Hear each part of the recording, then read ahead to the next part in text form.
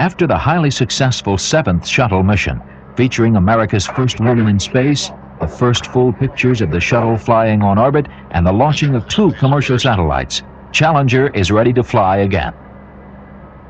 STS-8 will include a night launch and landing. Mission 8 will again use a 5-member team of astronauts, with Richard Truly of Fayette, Mississippi as commander. Truly was pilot of STS-2, a test flight of Orbiter Columbia in November 1981.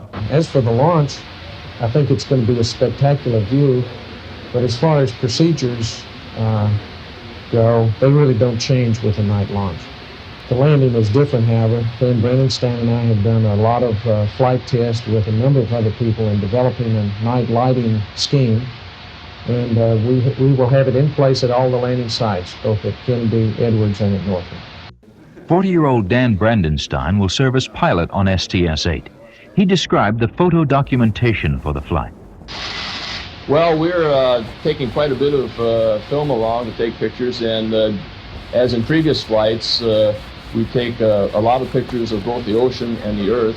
A night launch drives us to in the southern hemisphere, we're in daylight essentially all the time, and in the northern hemisphere, we're in the dark. So we'll be seeing parts of South America and Australia that haven't been seen by previous crews, and both the oceanographers are interested in the ocean around these areas, and geologists are interested in some of the land. Mission specialist Guyan Bluford of Philadelphia, Pennsylvania will be the first black American to fly in space. He's primarily responsible for the deployment of a commercial satellite called INSAT. The INSAT is an Indian satellite. It's a communication satellite that's going to be used by the Indian government to broadcast communications throughout the Indian Peninsula. It's also going to be used as a weather satellite to map the Indian Peninsula with reference to weather, and also be able to relay that information to various remote areas of India. Mission specialist Dale Gardner of Clinton, Iowa, will use the remote manipulator system with the payload flight test article. He explained one purpose of this simulated satellite. The shape of it is supposed to simulate a payload that's coming along on STS-13 called the Long Duration Exposure Facility, LDEF. That payload is so large that the crew is going to be unable to see from the aft flight deck the attach points where the LDEF attaches to the orbiter. So one of the tasks is going to be to attempt to unberth it out of the payload bay, berth it back into the payload bay with those visual restrictions similar to that rate of flight. William Thornton is a mission specialist and medical doctor who will be continuing research into the effect of weightlessness on astronauts and the sickness that sometimes accompanies the body's adjustment to zero G.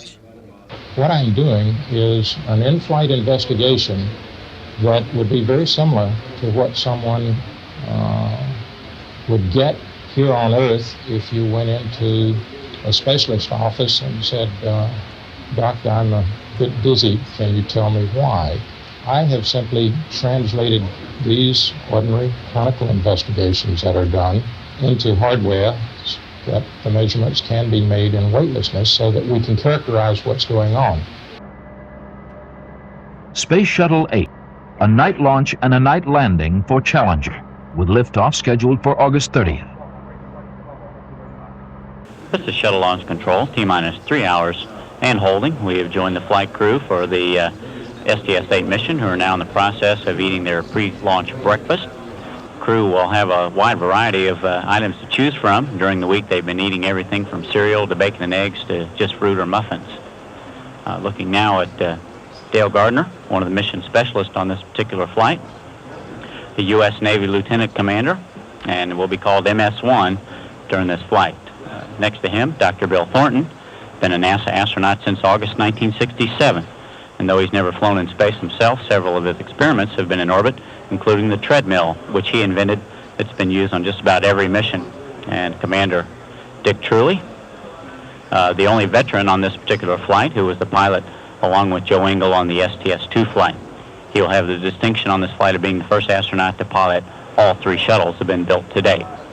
And also mission specialist Guy Bluford, who will on this mission become America's first black astronaut in space. During the flight, you'll hear him referred to as MS-2 or Mission Specialist 2.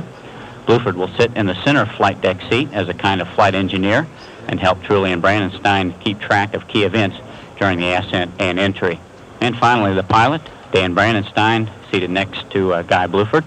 Brandenstein was the ascent capsule communicator on Dick Truly's first space shuttle flight and is one of 3 astronauts on this particular crew selected in January 1978.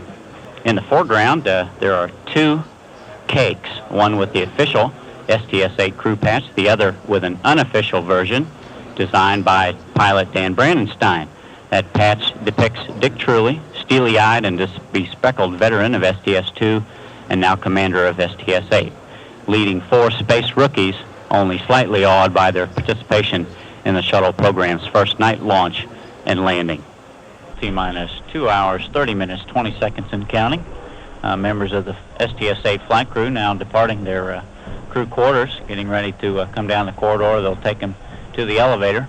It will take them down to the first floor of the O&C building where they'll climb in the astronaut van and, of course, make their way out to launch pad 39A. Along with the flight crew, George Abbey, the director of flight crew operations at Johnson Space Center. A view now of the ramp leading from the first floor of the operations checkout building. The night of the launch, unfortunately, you can't see the lightning in the rain. As we depart our quarters, heading out to the pad, once again, it doesn't show, but it was raining cats and dogs. And I think each of us in the crew were not real confident that we were going to get off. Night launch and landing in the space shuttle program. You can see very clearly that we are having a pretty good thunderstorm over the launch pad, in the area of the launch pad at this time. And the door to the astronaut van now closed. So the STS-8 flight crew has departed the O&C building and very shortly will be making their way to the launch pad. The latest word that we have from Bob Crippen flying the shuttle training aircraft in the vicinity of the pad, however, is that the conditions have improved.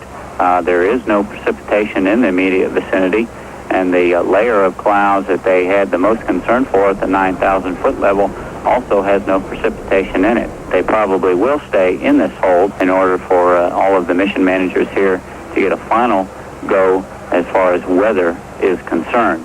The astronauts, as shown here, Dick Truly putting on his helmet, and they will install a nylon cover over the face shield, and this keeps it from getting scratched while the astronaut is climbing into the vehicle.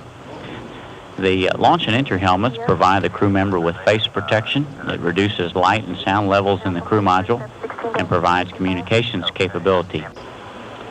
The remaining members of the STS-8 crew now appearing in the white room. Guy Bluford standing by to put on his integrated harness and helmet.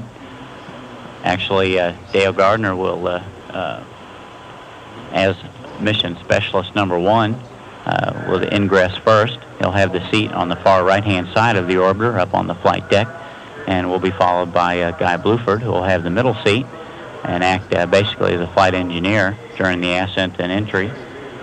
And sitting down on the middeck by himself will be Dr. Thornton. So we proceed with the ingress of the flight crew for STS-8 and count down toward a launch of STS-8 at 2:15 Tuesday morning. T-minus 1 hour, 58 minutes, 55 seconds and counting. This is Shuttle Launch Control.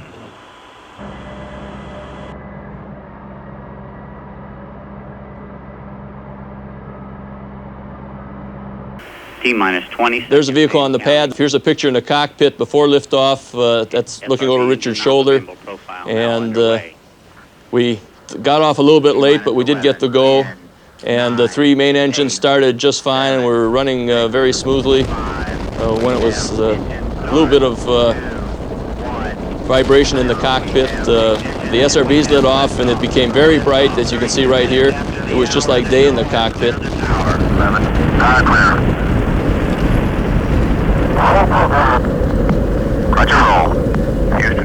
And all during first stage, we didn't need lights in the cockpit. It was plenty bright. The Vibration was pretty much like other crews have explained in the cockpit during first stage. We were shaking around a little bit, but nothing you couldn't handle. And from reports that people on the ground, they got a pretty spectacular show. And once we got up away from the ground a little bit, you couldn't see the ground anymore, and it just looked like you were in the middle of a glowing ball. Which we were. 50 seconds. You can see out the windows there. That's a sort of a representation. Here we're going through, went through the cloud deck there, which kind of reflected a little more light back in the cockpit now. This is just going through the cloud deck at about 20,000 feet. You can see that the vibration isn't too bad, and we're all in there busily checking our instruments, being sure everything is running properly. Challenger's go at throttle up. Challenger, Houston, you're go at throttle up. Roger, Houston, we're looking at the front. Roger that.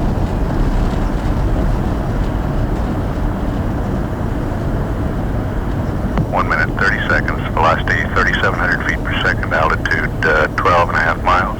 Downrange 9 miles. All three main engines still at 100%.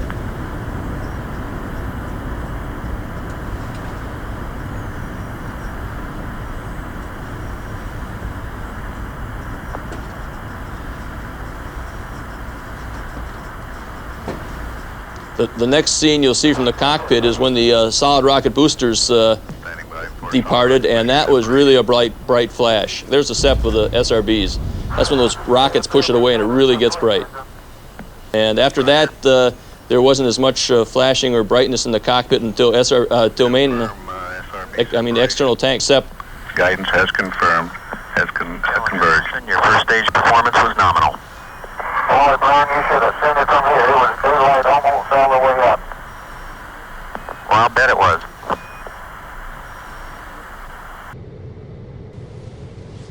Okay, once we got on orbit, the view from space was just spectacular, and this is just an indication of that just from the cockpit.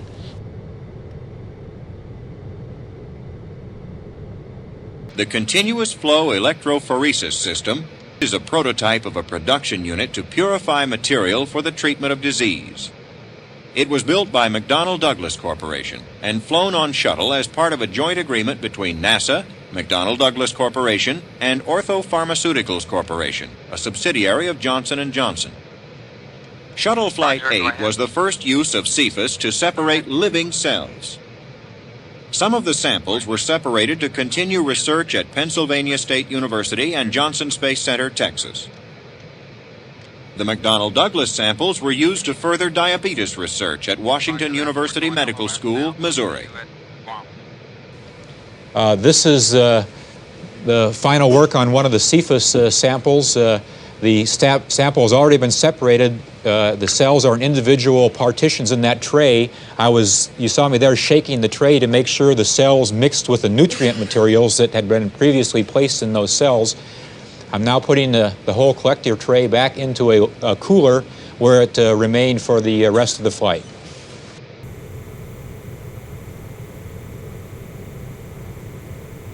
Challenger Houston, we're getting some good pictures of the payload bay and the American flag on the front of the PFTA. Outstanding. And I guess you're seeing the picture of the middeck, is that true? Roger, we're seeing Richard and Bill on the middeck. It looks like Richard's trying to give us a demonstration. Richard's doing a doctor appointment.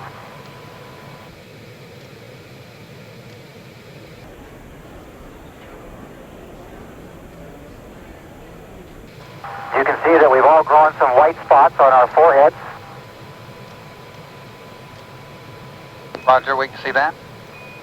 And for those of you who don't know what those are part of Dr. Bill's experiments. There are 3 electrodes, one in the middle of the forehead and one by the right eye and the left eye, which he wires us up when we do our EOG eye movements, so he can record that stuff on his recorders. And that measuring device that you saw Richard working, I just got off of that. I've already grown an inch on this mission, so you can get the rockets ready with a contract for when I get back. Roger, we copy that, Dan. Okay, in the background, behind Guy, you can see the Cephas. He's right in the middle of sample run number 2. Everything's been going really well on that.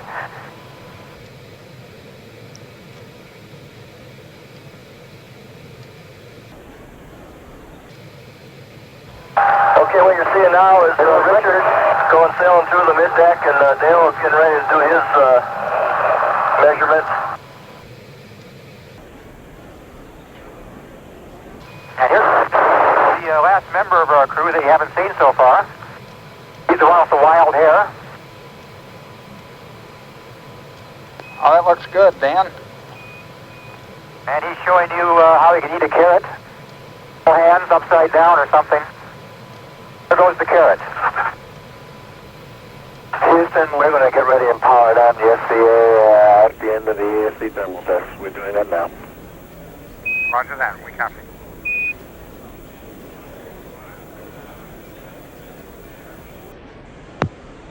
This mission control Houston, STS-8 is now in its second day. Mission elapsed time, 1 day, 0 hours, 0 minutes. Mission Specialist Dale Gardner at the aft crew station. Okay, Challenger, we see a picture coming down from inside the cabin. Looks like you guys are all in full control there. Just wait for the lights to come up a little brighter and I'll give you the elbow, Jeff. Okay, looking forward to seeing it. Flight 8 marked the 6th successful launch of a satellite by shuttle. It was an Indian communications satellite which would bring telecommunications, television, and badly needed weather information to remote areas of that country. Okay, there you go. You're seeing by the edge of the PFTA and just seeing the port side of the movable part of the sun shield and a little bit of the port side of the stationary part of the sun shield. Looks like a strange bit of modern architecture. It does get some. You gotta get used to it looking at it at this angle. And there's the other guys working hard up front.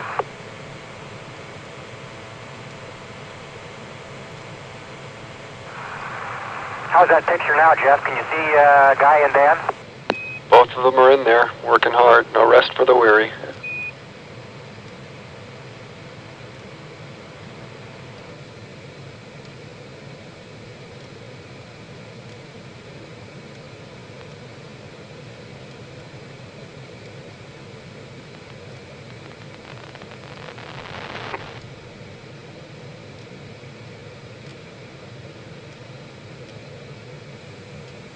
Okay, Houston, both gimbal checks look good on board. The targets look good. We fixed up the weight and we're ready to go back to 201. Okay, Dick, we've been watching from down here and everything looks good to us with the gimbals. Okay. And Jeff, Guy's on the bottom of page 3-6. Okay, we're watching.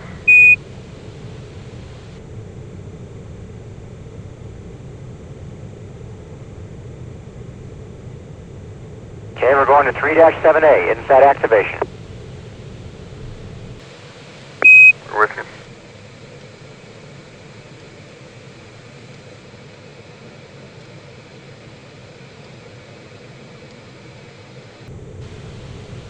Movement.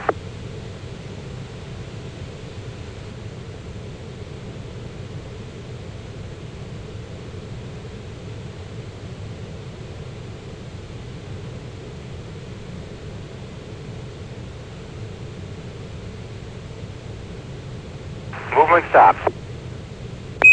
We confirm it. That's what we see down here. One of the objectives of our mission was to deploy the INSAT satellite, and this is the cockpit arrangement associated with deploying the satellite. In this particular view, Dan is actually operating the 16mm camera, panning the cockpit. You can see Dick over there on the left. He's sort of supervising the operation. There's Dale. He's going to be handling the cameras and the switches. And I'm working from the commander's seat up front, sending out commands through keyboard and talking to the PAM and a satellite through CRT display. You can see, as I said, that was basically our arrangement. Dan sat in the pilot seat during this operation, sort of monitoring the motion of the vehicle, making sure that it was steady and that there were very few vibrations of any sort.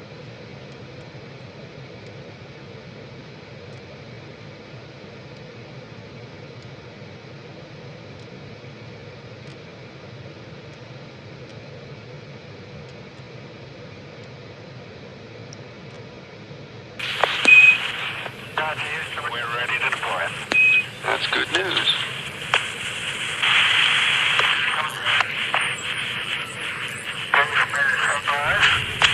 Party out there.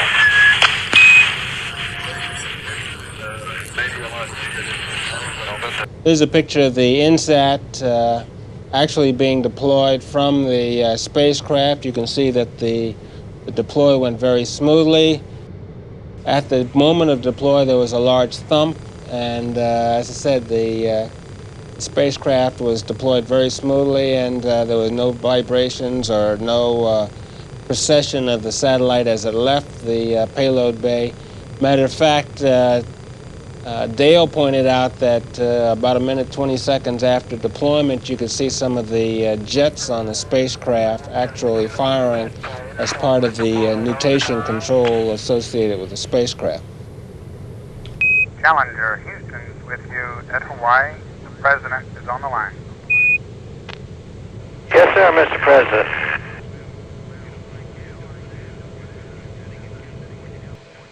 Where are you now?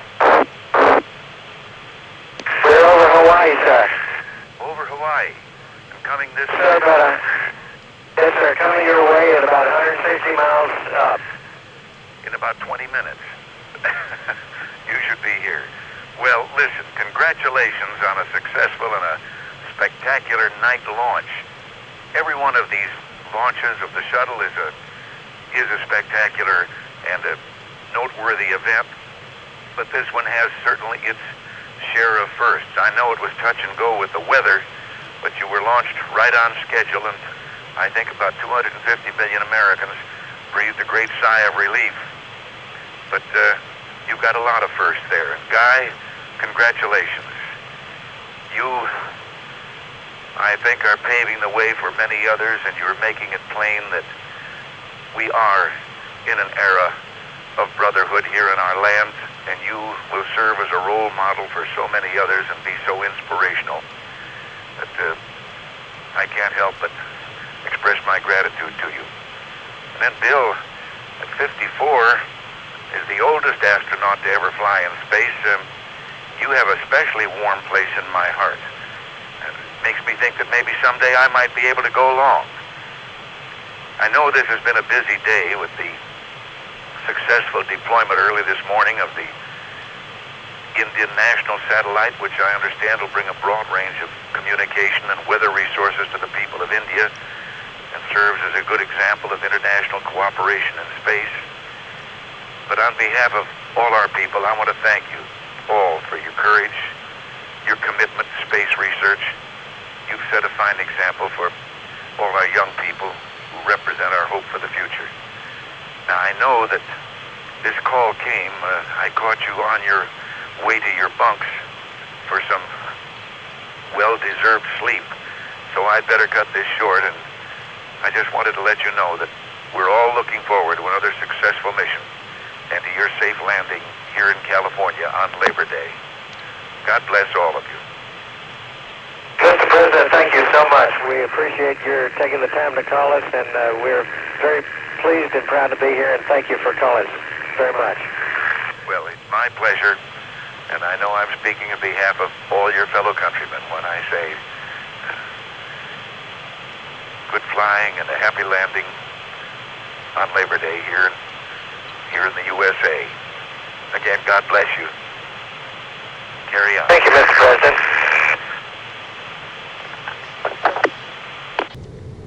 Another task, of course, was the work with the RMS and the PFTA, the Payload Flight Test Article.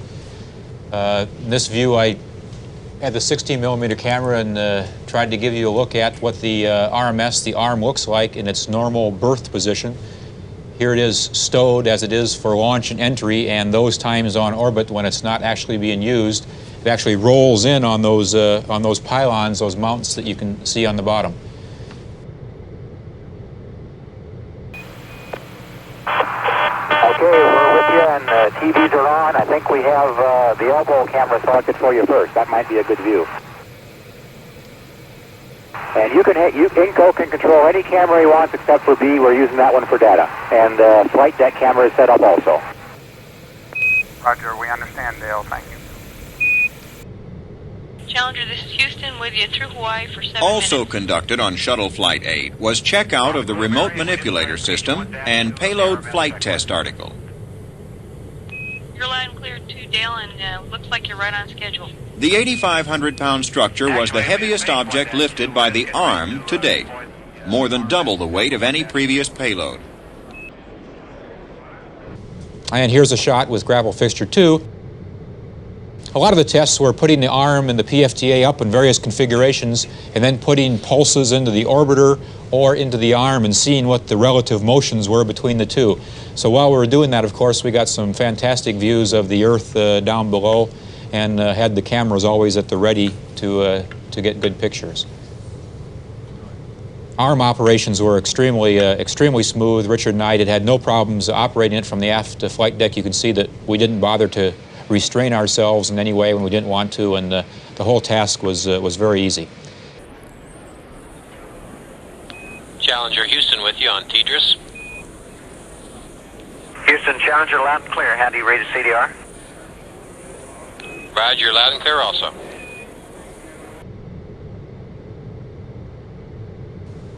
Another aspect of our mission was checking out the TDRS network.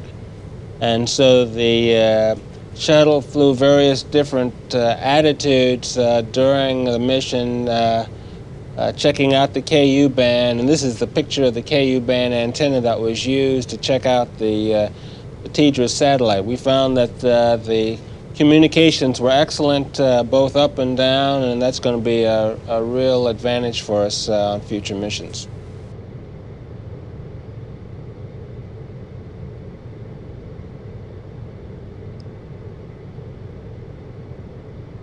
This is Shuttle Control, 4 days, 2 hours, 56 minutes mission elapsed time.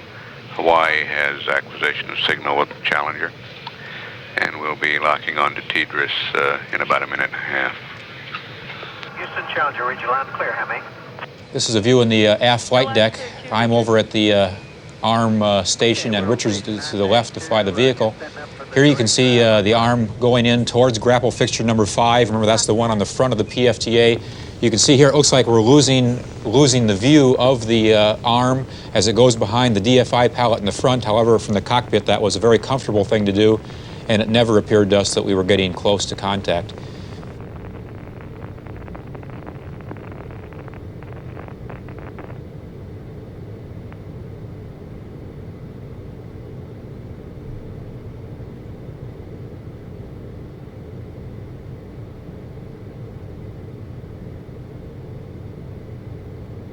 Houston, CDR, Dale's out of the latches on the direct drive on berth.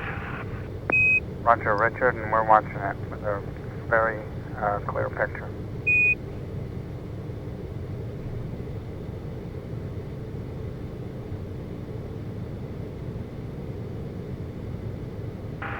Boy, when you're dark adapted, the sunrise is piercing.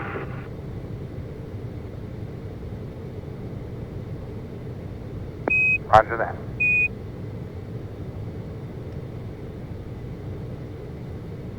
This is lifting the PFTA out in direct mode, where I'm moving one joint at a time, again on grapple fixture 5.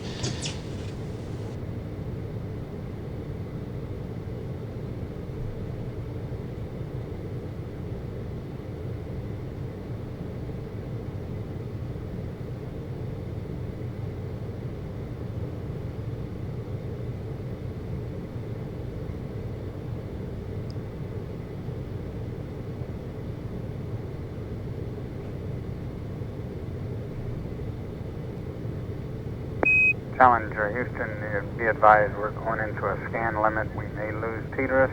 If we do, we'll see you at Botswana at 3+44. Okay, John. See you there. As you can see, we're unberthed, and Dale is getting ready to do the direct drop berth. Roger that.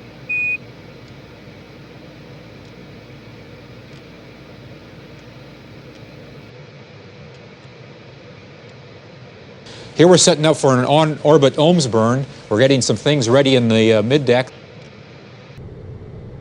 There's the ohms engines firing out the back.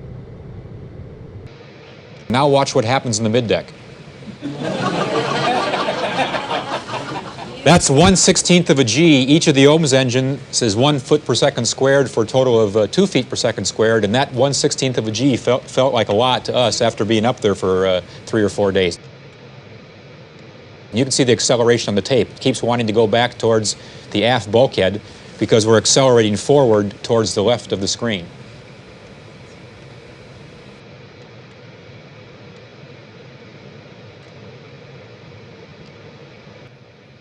Perhaps the studies with the most human interest were those done on space adaptation syndrome, also known as space motion sickness, a malady which affects approximately half of all astronauts. The most extensive studies of SAS were done on Flight 8, focusing primarily on the neurological system. Oral sensitivity was tested, eye movements, and repeated physical motion. Measurements were taken of limb volume and external tissue pressure. If any of these tests look torturous, it's no wonder the crew dubbed the doctor's mid-deck working area a chamber of horrors. Here we have some of the long-suffering crewmen being subjected to a variety of studies looking at various aspects of the vestibular control system. The electronics there work very well in that mode. It's rather simple, but I would compare the quality of the records and such that we obtain to those of labs on Earth. This is another aspect looking at how well one can coordinate eye and hands in a complex tracking task. There were, and finally, I guess most of you have seen these, in which you turn your head while you track both the head and eye motion, which again allows one to see how well the eyes are capable of tracking and how they're affected. These next few scenes just show some other activity. You'll notice how clean the middeck is. That we kept it this way the entire flight.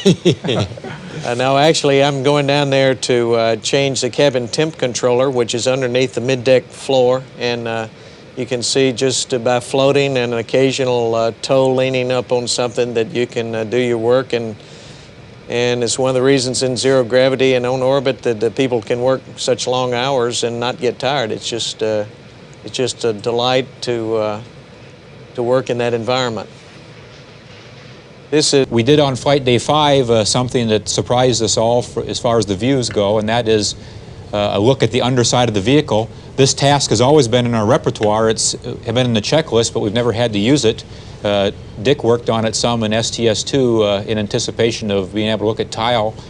Here you can see the view of the underside is extremely clear. And again, these are 16mm movies made off the TV film, so the TV is really much better than this. Here we zoom in, I think, on one of the elevons. This is the port elevon, which is down a little bit, and you can see that with the real VTR film, you're almost able to make out numbers on individual tiles. We're really surprised at the great view that we got with this technique. The arm, of course, was hidden from us. It was down around the bottom of the vehicle, so we really couldn't see it. This series, you can see some vernier jets firing in the back of the vehicle, and after the next one, watch how the vernier jet firings excite the glow around the ohms pod. You can see it there. It gets very bright for a few seconds and then slowly fades away. But even at its dimmest, you can see that you can still see the glow, and it was even more apparent to us with our eyeballs. And Challenger, Houston, we'd like you to take a look at the depth B-17 and confirm the attitude deadband is 0.5. Okay.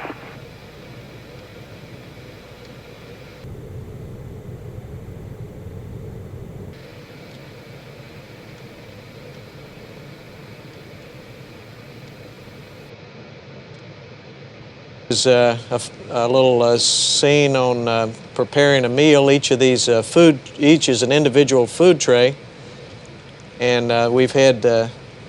You'll see here in a moment. We've had several calls for guys for Major League Scouts, looking for infielders.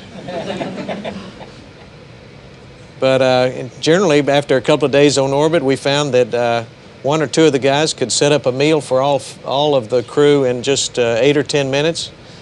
And it was quite convenient and provided a really nice way to stop work for a little while and have a hot meal. It was a lot of fun.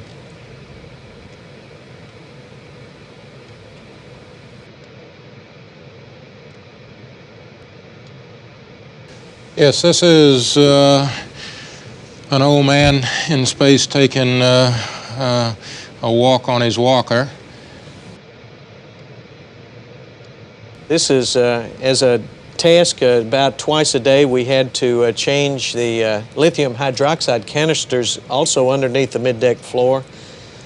We had a shopping list of just engineering duties that we had to perform that we've on each of the flights we're trying to record just so that training for future crews can go well, and this is an example of one of them. These canisters are used to scrub the air so that it'll be clean and easy to use.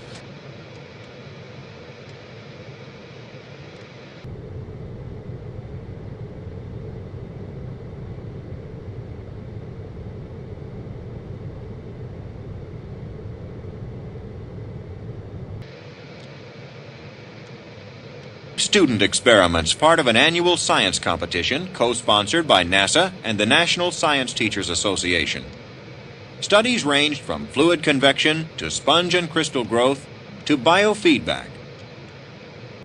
Getaway special canisters were flown. Some contained stamped envelopes from the U.S. Post Office commemorating spaceflight. Others grew snow. Fish, Dale is listening. He and Thornton are doing something. Go ahead. And then we let Dick watch the scene, the simple flashing lights go through the optic nerve up into the brain, and we can literally track these well into the brain itself. Now, there are a number of other items that we have on board, but all of these are aimed at giving us a better understanding of the way weightlessness is affecting the nervous system. And Roger, Bill, let me say a couple of words too, if I may.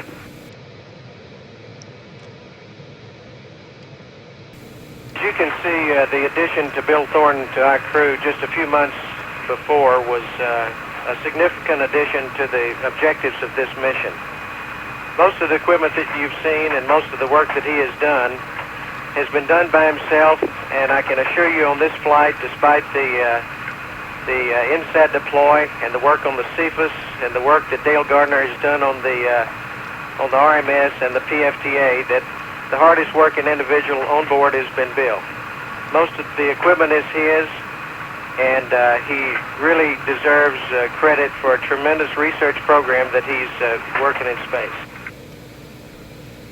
Now, we're not quite through, however, with the TV show, and over the months we have had to put up with what we've called Bill's Chamber of Horrors. So we have a little measurement program of our own, and if you'll just bear with me, we'll show it to you. Roger, we're waiting for it, Red.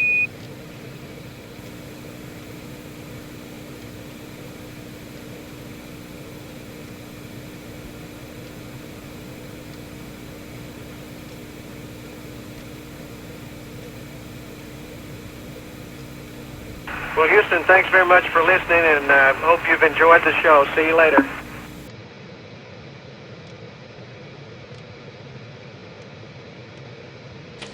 You notice this is that the seats, except for the commander's and the pilot's seat up on the flight deck, the mission specialist seats for ascent and entry are dismantled after you get on orbit, and they're very difficult in 1G and very heavy to manhandle to install. So this is real time. We set up a camera, or at least Dale and Bill and Guy did, and in about 2 minutes from the time they untaped the chair until Dale had strapped into it and was sitting there was just a couple of minutes, and it's just a good example of how easy it is to work in zero gravity. The first night landing for the Space Shuttle program occurred on Mission 8 with safe touchdown of Challenger at Edwards Air Force Base, California. The entry and landing. This is 16mm photography taken by Dale of the front windows. Again, you can see the glow, which now is orange in color. And as we described before, one last shot panning of the cockpit with the glow. As it started out changing colors. Up high it was sort of a salmon color and finally got white hot. These are the pulses taken by Dale by holding a camera and looking aft and above his head, above the tail. We have, and this is real time, incidentally. This pulsing is happening at the frequency that you're seeing it.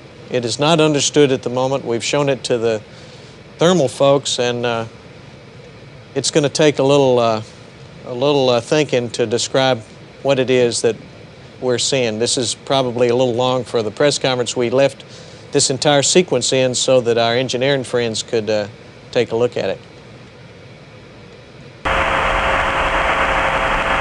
Now having the infrared imaging system picking up the orbiter. Challenger ball, state 0.0. Roger, copy. 9,600 feet. 279 knots. Challenger Houston, looking good on final. 7,000 feet. 4.5 miles. 290 knots. This is the landing as seen through an infrared camera that was out at Edwards, transported down there from the Navy Weapons Center at Channel Lake. You'll notice it's infrared, so actually the vehicle was not visible to anybody that was there at this point. The brighter areas are the hottest, and so you can see the red hot or white hot nose cone there. And if you look carefully, you can see that the window areas are also hotter. It's so good that you see the gear deployment, and you can see that black area, or actually, and we defy Hollywood to match this sequence. This is the Challenger coming in for landing on runway 22 at Edwards. You'll see us kicking up a little bit of dust off the runway surface. There's the touchdown, which was fairly smooth, and all I can say for the landing is my hat is off to the people that helped us develop the heads-up display and the night lighting system, and to the great work that was in support for the last year, generally in the middle of the night, to the folks out in our shuttle training aircraft that provided Dan and me with the training that it took to accomplish this first night landing.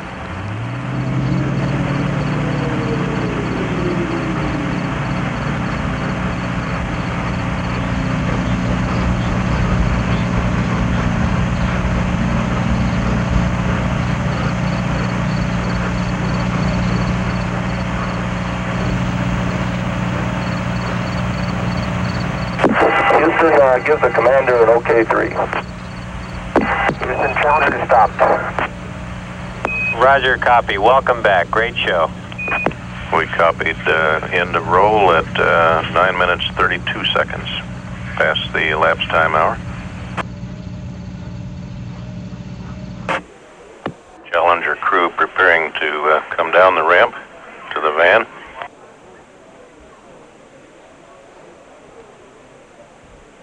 Finally, at the end, here's the crew holding on for dear life to the rails to make sure they don't embarrass themselves walking down these steps. But actually, by now, people, everybody was readapting quickly to 1G. And I hope this movie portrays to you the fact that we had a lot of fun on the flight, because if it does, it was certainly accurate. The real hero tonight is the Challenger. Already she's been towed up toward the hangar. Won't be too long before she's heading back to the launch pad and going to be going again. I think we have a tremendous future with the Space Shuttle, and I anticipate that we'll be flying the vehicle many more times in the future, doing many more jobs, helping this country both domestically as well as militarily.